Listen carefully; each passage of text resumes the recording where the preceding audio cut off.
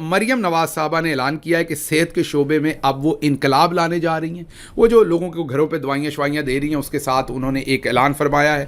لیکن اس کے ساتھ ہی یہ اعلان نون لیگ نے فرمایا ہے کہ ان کے ابا حضور دوائی لینے کے لیے لندن جا رہے ہیں. دوائی بھی نہیں بلکہ چیک اپ کرنے کے لیے لندن جا رہے ہیں. تو یہ کیسا صحت میں انقلاب ہے کہ آپ کے اپنے ابا کے لیے نہ دوائی ہے پنجاب کے اندر نہ چیک اپ ہے.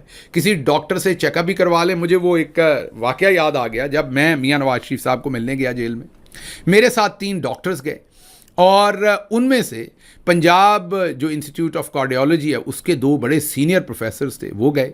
انہوں نے میاں صاحب کو یہ سمجھانے کی کوشش کی کہ آپ نے پہلے لنڈن میں ایک سرجری کی تھی اور اس میں ڈاکٹر نہیں ہوں میڈیکل اس لیے مجھے ان ٹرمز کا نہیں پتا. تو بہرحال جو بھی اندر پائپ تھا یا وٹ ایور جو بھی وین تھی اس کو پھاڑ دیا تھا سرجری کے دوران. تو انہوں نے ایک ڈاکٹر صاحب نے میرے سامنے میاں صاحب کی کلاس لی اور ان کو یہ بتایا کہ ہم پاکستان میں جتنی زیادہ سرجریز کرتے ہیں ایک دن میں اتنے ڈاکٹرز شاید 2 سال میں یا 3 سال میں بھی سرجریز نہیں کرتے یو کے میں.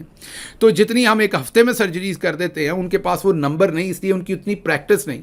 اگر آپ نے کوئی بھی پروسیجر کروانا ہے تو یہاں سے کروائیے, ہم ان سے زیادہ کوالیفائڈ ہیں ان ٹرمز آف ہمارا experience and number of cases جو ہم نے ڈیل کیے ہوئے ہیں. یہ بڑی سرزنش کے ساتھ اس ڈاکٹر صاحب نے میری موجودگی میں, ہم 5-6 لوگ ہی کمرے میں تھے, میاں صاحب تھے, 3 ڈاکٹر تھے, جیلر تھا, جیل کا ڈاکٹر تھا اور پیچھے میاں صاحب کے وہ جو ڈاکٹر مشہور زمانہ عرفان کے کیا نام تھا وہ بیٹھے ہوئے تھے. تو ہماری موجودگی میں دونوں ڈاکٹرز نے میاں صاحب کو کہا کہ یہ آپ کیا آئے دن ڈرامے کا ورڈ تو نہیں انہوں نے کہا, لیکن انہوں نے کہا شروع کر دیتے ہیں, اگر آپ نے یہاں پر علاج کروائیں گے تو زیادہ بہتر رہیں گے. میاں صاحب تو ملک سے باہر جانا چاہتے تھے, کیوں جانا چاہتے تھے وہ آپ کو پتہ ہی ہے. بہرحال اب صحت کے شعبے میں انقلاب آنا ہے, لیکن ابے کی دوائی اور ابے کا چیک اپ جو ہے وہ باہر سے ہی ہونا ہے.